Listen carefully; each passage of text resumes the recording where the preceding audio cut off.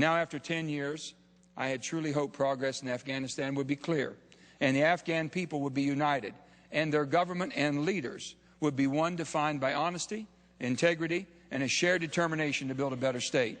But the real truth is impossible to ignore. After 10 years, Mr. President, we face the choice of whether we will continue to spend tens of billions of tax dollars and lose precious American lives, not on fighting and killing al-Qaeda terrorists in Afghanistan, but by policing and building a state where the leaders seem indifferent to the difficulties of their people, and their people seem indifferent at best, if not hostile, to our presence. Mr. President, tomorrow, President Obama will present to the American people his latest review on the war in Afghanistan and whether our mission will change. As it's already clear, some in this esteemed body will argue for the President to stay the course, and others will suggest a very different course. The question the President faces, and we all face, is quite simple. Will we choose to rebuild America or Afghanistan? In light of our nation's fiscal perils, we cannot do both, Mr. President.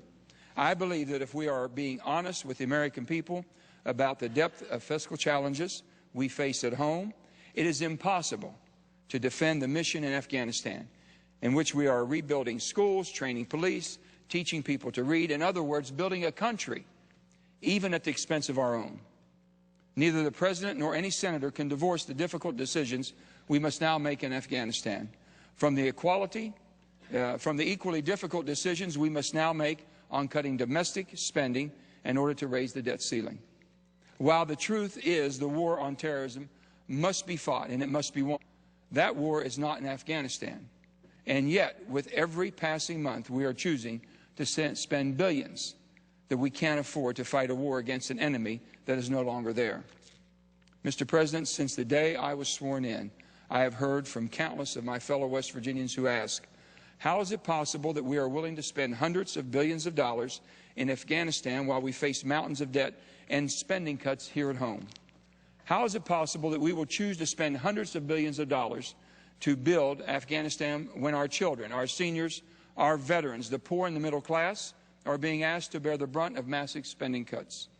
I have carefully thought over these questions over these many months, and after hearing from my constituents, seeing Afghanistan again with my own eyes, listening to our soldiers on the ground, hearing from dozens of diplomats, foreign policy experts, and the military leaders over these many months, as well as confronting the truth about the fiscal and economic peril our nation faces in the coming years, I believe it is time for President Obama to begin a substantial and responsible reduction in our military presence in Afghanistan.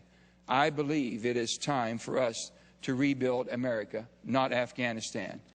But first, I feel compelled to respond to the statements by the senator from West Virginia, which characterized the isolationist, withdrawal, lack of knowledge of history attitude that seems to be on the rise of America. In case the senator from West Virginia forgot it or never knew it, we withdrew from Afghanistan one time. We withdrew from Afghanistan, and the Taliban came eventually, followed by al-Qaeda, followed by attacks on the United States of America. The senator from West Virginia has expressed his admiration for the men and women who are serving. I hope he would pay attention to the finest military leader who will now be the head of the CIA, General Petraeus, who I think's knowledge and background may exceed that of the senator from West Virginia.